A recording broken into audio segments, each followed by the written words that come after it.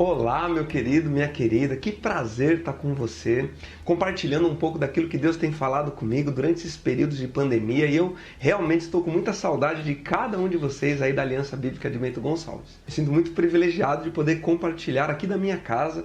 A Aline está cuidando do Benjamin, tá bom? Nessa manhã de sábado. E amanhã é um dia muito especial. Amanhã é domingo, você está vendo esse vídeo no domingo, né? É domingo, Dia das Mães. E é um Dia das Mães diferente dos outros, né, que a gente vivenciou nos últimos anos, né? Um Dia das Mães onde a gente está vivendo o distanciamento social, tá? Vale a pena ressaltar a necessidade da gente respeitar, né, esse isolamento para preservar aqueles que nós tanto amamos, né? E Deus tem falado comigo coisas muito importantes esses dias e eu quero compartilhar com você rapidamente nos próximos minutos, tá bom? Então vamos lá, então, separe um tempo bom agora. Antes de eu começar essa mensagem, gostaria de te convidar mais uma vez a orar. Vamos orar novamente a Deus, pedir que Ele nos conduza por esse momento e nos guie pela Sua palavra, para que todos nós possamos tirar lições valiosas do que Ele quer nos dizer hoje, tá? Vamos orar então. Pai, obrigado pela Tua palavra, obrigado porque o Senhor tem cuidado de nós e que esse momento seja um momento especial, Pai, que a gente possa realmente colocar a nossa atenção, ó Pai, parar o que a gente está fazendo, ó Deus, e realmente nos conectar à Sua palavra, Deus. Entendemos que é o Senhor falando conosco, comigo, Fabrício, e falando também com a vida de cada um que está ouvindo, seja onde for, ó Pai, mas esteja nos abençoando. Obrigado pela tecnologia que nos conecta, que nos possibilita estar juntos, mesmo nesse momento de distanciamento social. Usa, Pai, nesse momento, me usa para conduzir esse momento e que a gente possa aprender juntos, Pai. Em nome de Jesus que oramos. Amém. Muito bem. Dia das Mães, Dia das Mães. Dia das Mães é um dia muito especial, que a gente lembra daquela pessoa tão única, tão especial que é a nossa mãe, né? Num dia lindo, numa manhã maravilhosa, nasce aquela palavra, a tal da mãe. Uma palavra que não existia antes, talvez, no contexto da família de vocês, né? Como surgiu na nossa, né? Até então nós éramos casados, eu e minha esposa, e um dia veio o Benjamin. E a gente fica muito na expectativa, né? Daquela primeira palavra do Benjamin, quando ele vai chamar mãe, né? E depois que ele começa a falar a palavra mãe, não para mais de falar, né? Então, se você é pai de primeira viagem, mãe de primeira viagem, você fica nessa expectativa de que seu filhinho vai falar mãe pela primeira vez, saiba que depois que ele começar a falar, não vai parar mais, porque existe uma conexão muito grande entre o bebê e a mãe. Mas o fato é que nesse Dia das Mães, eu estava pensando, quando preparei esse estudo, quando preparei essa meditação, em algumas mães da Bíblia, né? Tirar delas alguma lição para o nosso Dia das Mães, um Dia das Mães tão diferente. E eu encontrei uma mãe lá no Antigo Testamento, uma mãe que estava vivendo num momento muito único da história também. E essa mãe, ela é uma verdadeira guerreira, como as nossas mães, né? Todos nós lembramos da nossa mãe nos momentos em que ela lutou por nós. E essa mãe que eu encontrei no Antigo Testamento, que está lá no livro de 1 Reis, o relato dela, é uma mãe que lutou contra muitas adversidades na vida dela, tá? E ela teve que enfrentar a morte de perto. Como nos nossos dias, né, nós estamos enfrentando essa pandemia, né, e o fato de ser uma pandemia e não uma epidemia já mostra a abrangência desse grande desafio que nós estamos enfrentando hoje em 2020. Né? O que é uma pandemia? É uma epidemia mundial, ou seja, as famílias do mundo estão sofrendo com o tal do coronavírus, com o tal do Covid-19. Então, a morte tem rondado os países, né? Independente de classe social, todas as famílias têm sido afetadas de alguma forma pelos efeitos do coronavírus, né? Ontem de noite saiu o relatório do Ministério da Saúde de que 751 pessoas morreram somente no dia de ontem. 751 pessoas. São pais, são mães, são filhos, pessoas ao redor, só no Brasil aqui. Imagina 751 famílias enlutadas no dia de hoje, porque perderam alguém querido no dia de ontem. E nós temos uma responsabilidade como cristãos de orar por essas pessoas que estão enlutadas nesses dias. Talvez você não tenha ninguém próximo da sua família que perdeu alguém recentemente, ou talvez tenha, né? Não sei aonde que esse vídeo pode chegar, mas o fato é, tira um momento para orar pelas famílias que estão enlutadas, pessoas que estão sofrendo hoje, no dia de hoje, a morte de um ente querido, porque a morte, ela tem rondado o nosso país, principalmente em função do coronavírus, tá?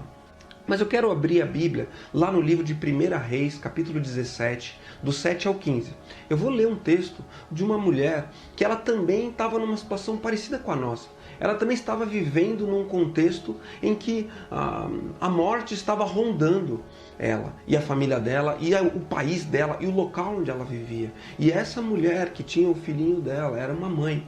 E essa mãe encontrou nessa passagem a resposta para o sofrimento que ela estava vivendo. E olhando para esse texto, eu quero também buscar respostas para aquilo que a gente tem vivido hoje. Vamos abrir a Bíblia então lá em 1 Reis, do capítulo 17, no versículo 7 até o 15. Eu vou ler para você, tá bom?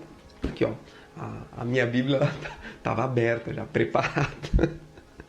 Vamos lá então. 1 Reis 17, do 7 ao 15. Algum tempo depois, o riacho secou-se por falta de chuva. Só para você entender esse comecinho aqui do que está acontecendo. O profeta Elias, ele estava próximo a um riacho e os corvos estavam alimentando o profeta Elias. Essa é a introdução do que está acontecendo. Só que ele estando ali naquele local, Deus envia os animais para cuidarem dele. Olha só que milagre que está acontecendo ali, né? Começa aqui o texto falando que algum tempo depois o riacho secou-se por falta de chuva. Então a palavra do Senhor veio a Elias: vá imediatamente para a cidade de Serepta de Sidom e fique por lá. Ordenei a uma viúva daquele lugar que lhe ofereça comida. E ele foi. Quando chegou à porta da cidade, encontrou uma viúva que estava colhendo gravetos. Ele a chamou e perguntou: pode me trazer um pouco de água numa jarra para eu beber? Enquanto ela ia buscar água, ele gritou: por favor, traga também um pedaço de pão.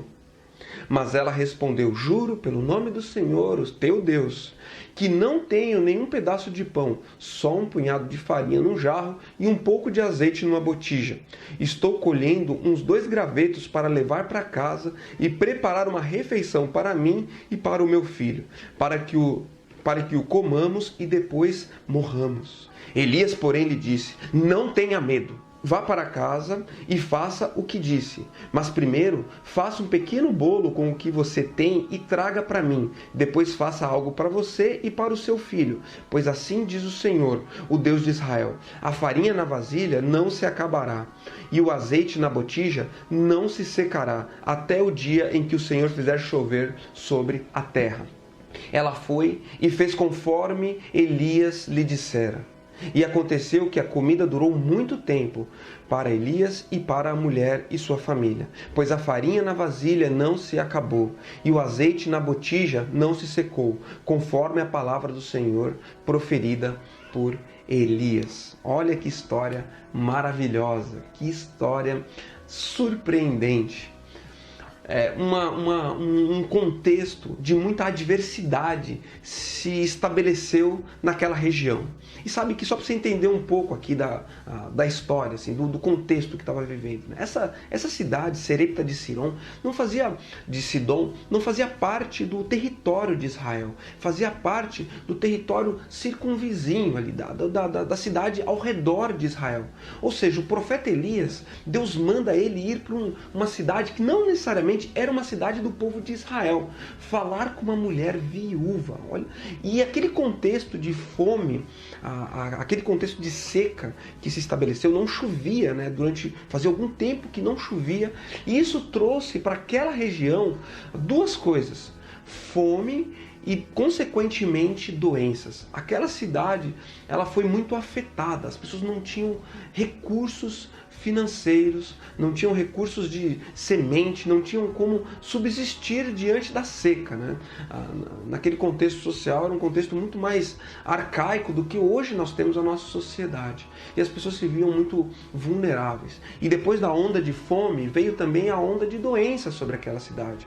Pense também, saiba também, que no contexto aqui de 1 Reis, não havia medicamentos, não havia hospitais de campanha, por assim dizer, né? Como tem hoje em dia, né? Se formando os hospitais de campanha, né? Não havia nenhum tipo dessa situação. As pessoas realmente estavam totalmente vulneráveis. E diante desse texto, a gente vê uma história que ela é muito, que ela se harmoniza muito com o que nós estamos vivendo nesse ano de 2020 diante dessa pandemia. Um contexto de seca, de fome e de escassez e de doença. É isso que está acontecendo ali. E nós estamos vivendo a história se repetindo com o passar do tempo.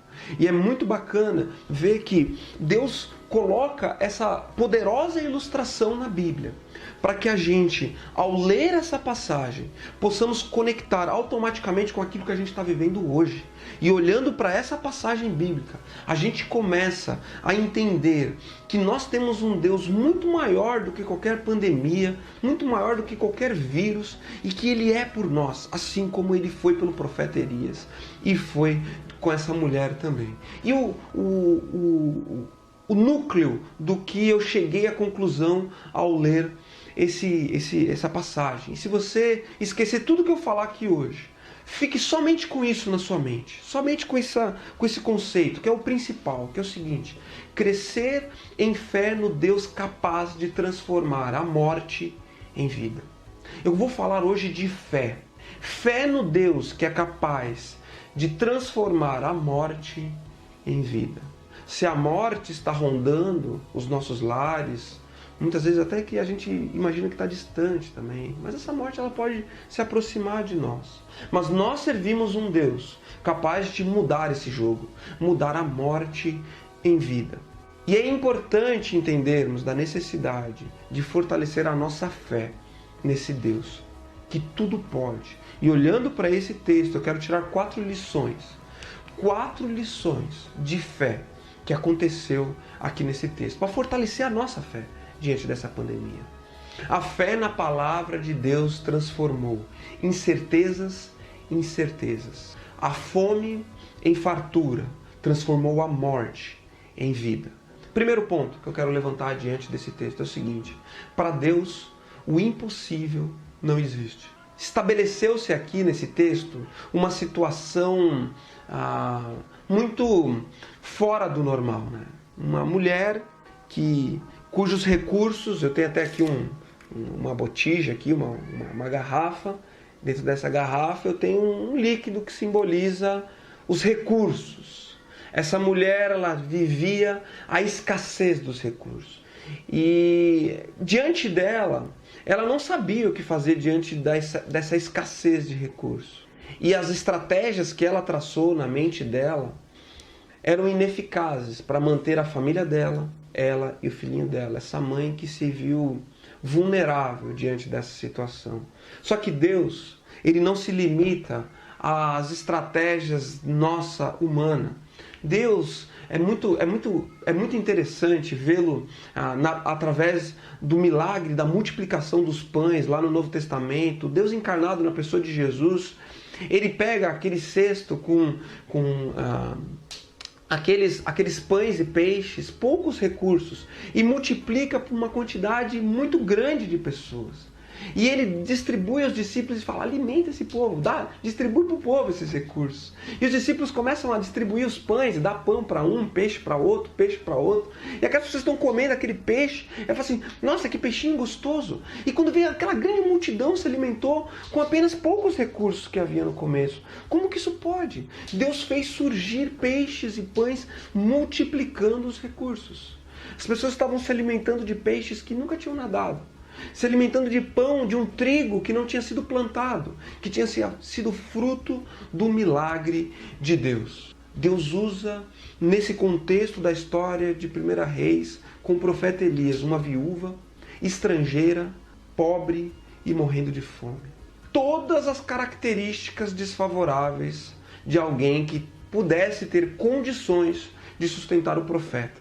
E o profeta a pé, Deus fala para o profeta: Elias, vai até aquela cidade que tem uma mulher lá que vai te ajudar. Vai te ajudar. E eu fico imaginando essa cena, né? Fico imaginando na cabeça de Elias, né? Fala assim, puxa, eu vou até aquela cidade, ainda bem, né? Porque eu tô aqui nesse rio, esse rio tá secando, e eu vou ter a oportunidade de ser sustentado por uma pessoa, por uma mulher, né? E que bom que Deus está colocando essa mulher. E essa mulher, Elias vê que ela não tem a mínima condição de sustentá-la. Deus escolhe alguém justamente sem recursos para fazer isso. Sabe por que Deus escolhe? Porque para Deus o impossível não existe. Talvez eu e você estamos vivendo situações impossíveis também, que aos nossos olhos a gente não encontra a solução. Aos nossos olhos a gente se vê fragilizado diante do desemprego, diante da doença, diante da situação mais adversa. Mas saiba que a nossa fé não é num Deus que está limitado às circunstâncias dessa vida. Nosso Deus, Ele é o Deus do impossível. E muitas vezes a nossa manifestação de fé, o nosso cristianismo, a nossa fé, ela está sendo uma fé fraca.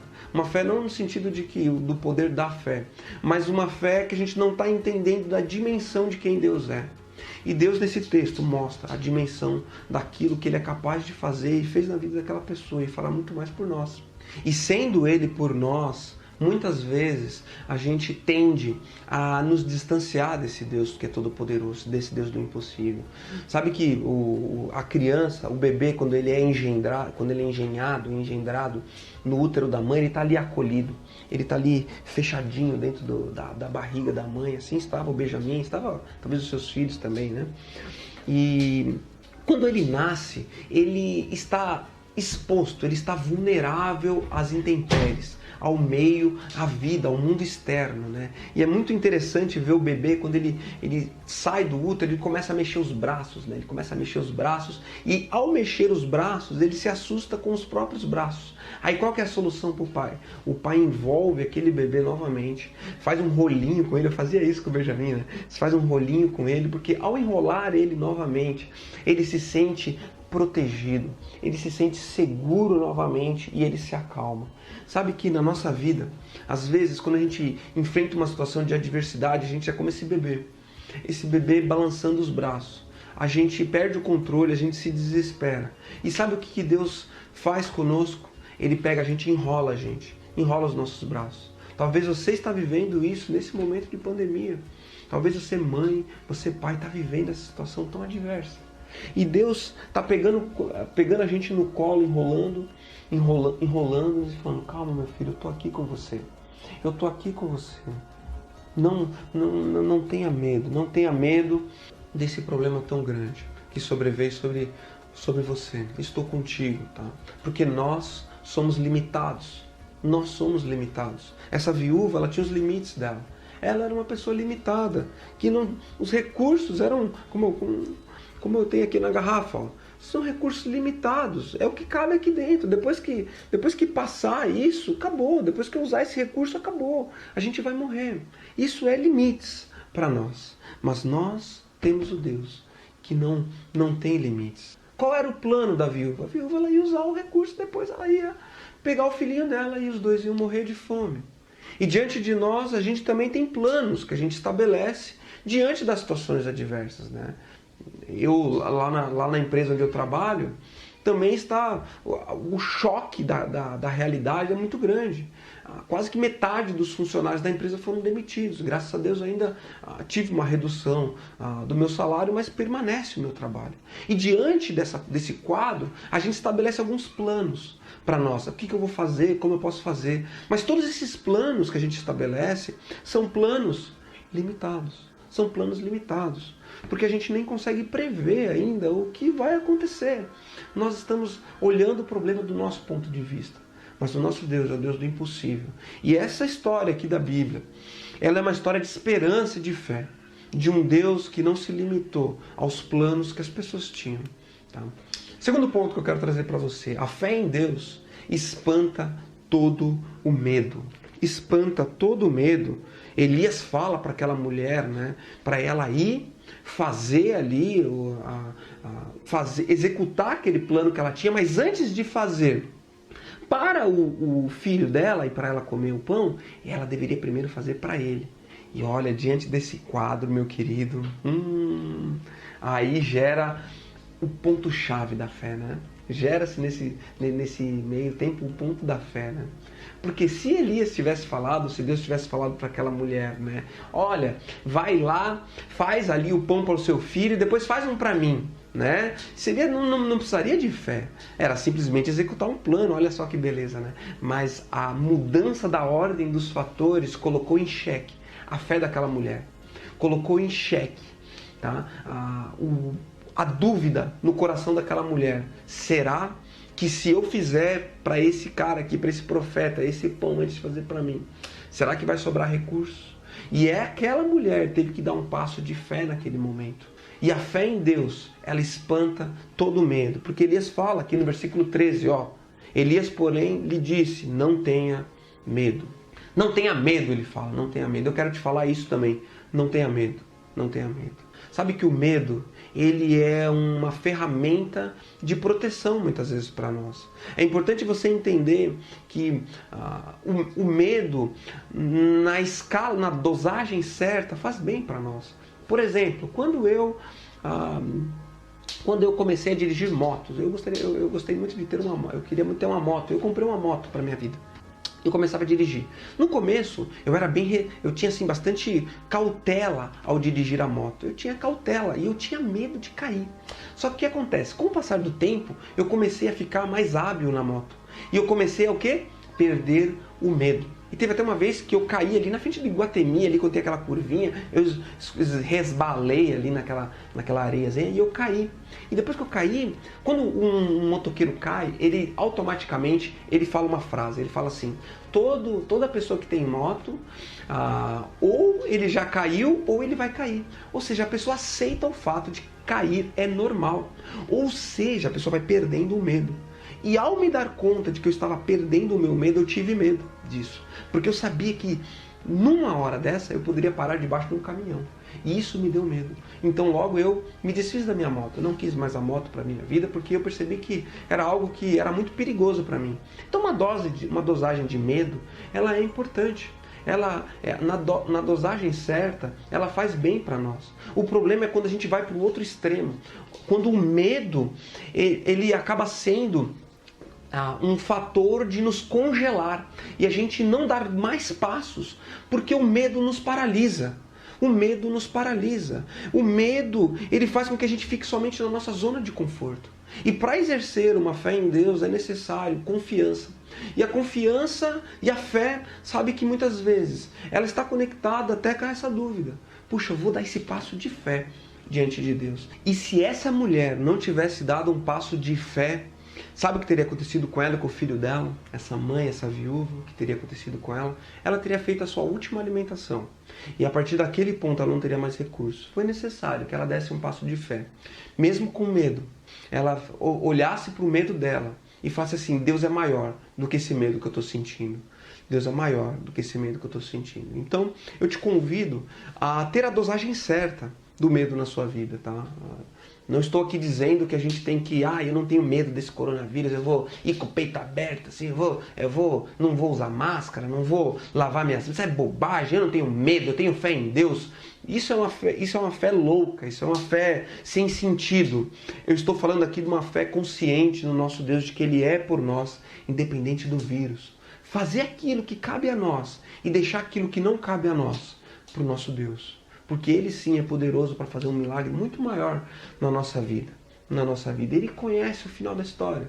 Ele conhece. Às vezes a gente quer visualizar o que vai acontecer lá no futuro. A gente quer se apegar a esse futuro.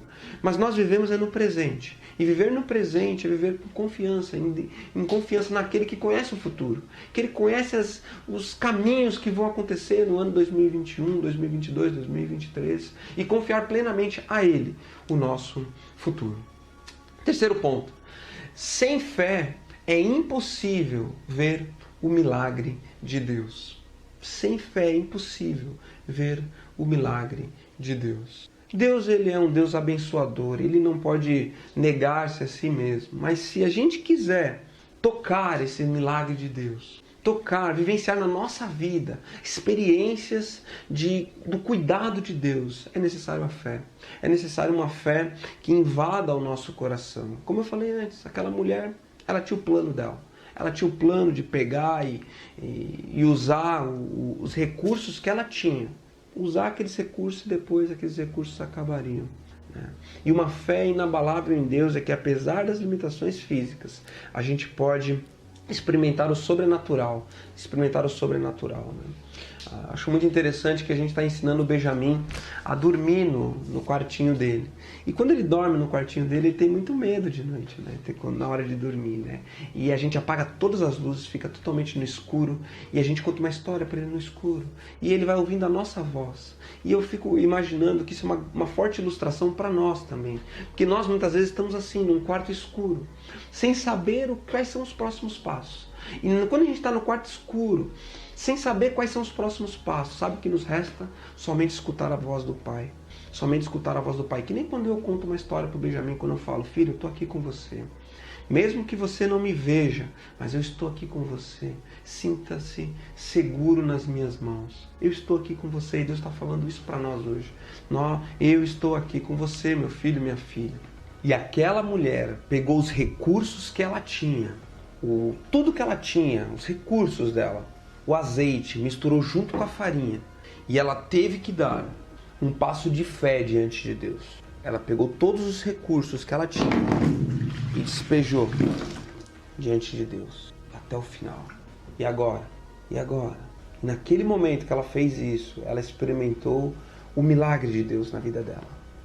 Os recursos não se acabaram, nunca mais se acabou os recursos. Ela pôde sustentar o profeta Elias depois, diz ali, né? Muito significativo isso, né? É interessante notar que Deus dá os recursos para aquela mulher,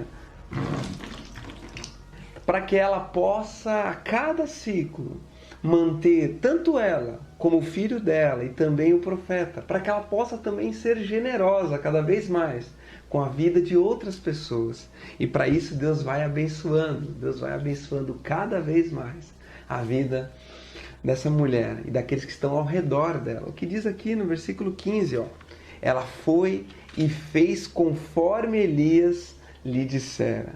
E aconteceu que a comida durou muito tempo para Elias e para a mulher e sua família, pois a farinha da vasilha não acabou e o azeite da botija não se secou, conforme a palavra do Senhor proferida por Elias. Depois eu te conto como é que eu me agarrava mais esse segredo aqui, essa invenção. Mas o fato é, meu querido, que Deus é por nós. E quando a gente vivencia isso na nossa vida, de dar esse passo de fé, nós nos deparamos com o impossível de Deus também para nós. E o quarto e último ponto que eu quero trazer para você nesse dia é o seguinte: a fé contagia. A fé contagia. O coronavírus, ele é muito contagioso, né? Ele tem essa característica de que, como nós não temos as defesas para ele, se você tiver contato com o vírus, muito provavelmente você não vai ter imunidade para ele, né?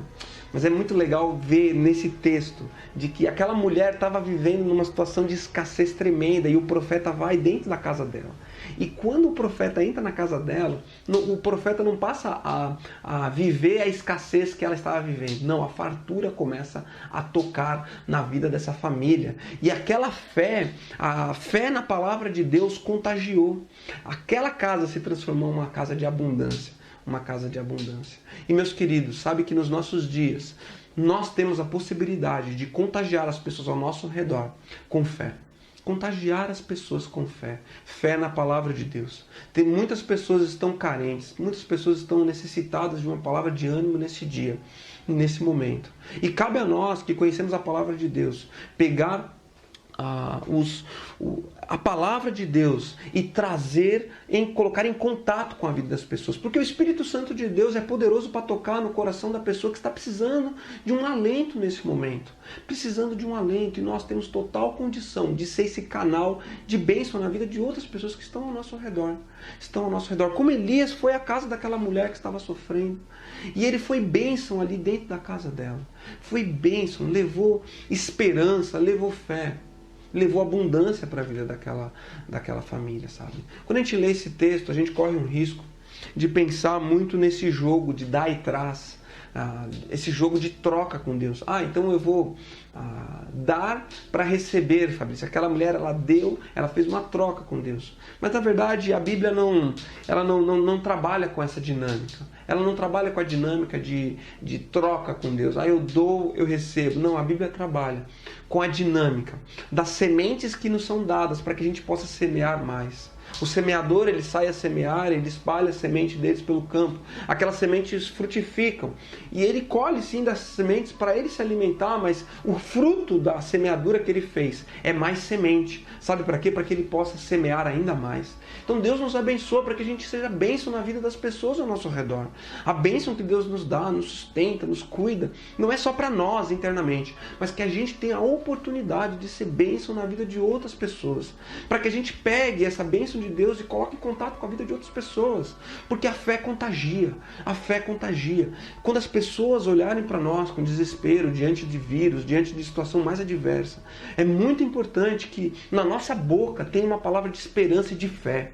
Uma palavra de alento para a vida dessa pessoa, de que Deus está no controle, diante de vírus, diante de situação mais de desemprego, diante da fome, diante das mais difíceis situações que a gente possa viver. Deus é por nós e Deus está conosco, meu querido. E eu quero te convocar nesse dia, quero te convocar a trazer a sua memória, a sua fé em Deus. Não deixe se abalar pela falta de fé nesses dias. Deus é por nós, Ele tem cuidado de nós como um pai cuida do seu filho. Como Ele cuidou daquela mulher, daquela viúva, daquela mãe, como Ele cuidou dela. Ele cuida de nós, Ele cuida de nós. Mas para nós desfrutarmos desse cuidado de Deus, a gente tem que reviver a nossa fé nele.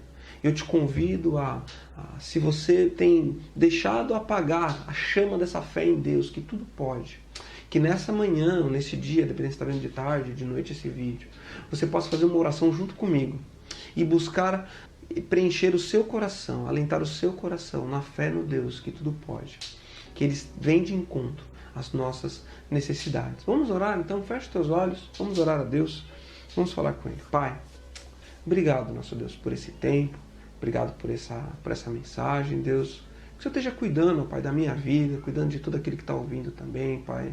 Que a Tua palavra venha a nós, Pai. Que assim como essa mulher teve fé, ó Pai, essa mulher deu passos de confiar em Ti e fazer aquilo que o Senhor estava pedindo para ela fazer, ó Deus. Que a gente também entenda o nosso papel diante dessa pandemia e a gente dê passos de fé contigo, Pai. Que a fé que o Senhor tem colocado no nosso coração se espalhe também entre as pessoas, Pai. Que haja um renascimento da fé, ó Pai. Que haja um reviver, ó Pai, do Teu Espírito Santo, ó Pai, do Teu mover no povo brasileiro e no mundo, Pai. Que nós possamos olhar para o Senhor com um novo olhar, Deus. Cura, Pai. Cura, Pai. Lembramos nesse momento, nesse Dia das Mães, de tantas mães que estão chorando a morte dos seus esposos, morte de filhos, ó Pai. Quantas mães faleceram, ó Pai, nesses dias, ó Deus, no mundo, meu Pai. Esteja cuidando, ó Pai, que esse Dia das Mães não seja, ó Pai, marcado por um dia da morte, mas sim seja o dia da vida, ó Pai. Cuida, ó Pai, restaura, cura aqueles, ó Pai, que estão nos hospitais, ó Deus. Dá, ó Pai, condição física, ó Pai, dos organismos de se restabelecer, ó Pai. Nos livra aqueles que não se contaminaram, de não ter a versão mais agressiva da doença também, Pai. Que possamos passar por esse momento de crise, revivendo a nossa fé no Senhor, Deus. Cuida, Pai, guarda, abençoa, Deus. Obrigado por estar aqui, ó Deus. Obrigado por compartilhar essa palavra. Nos guarda, Pai. Em nome de Jesus que oramos, Deus. Amém.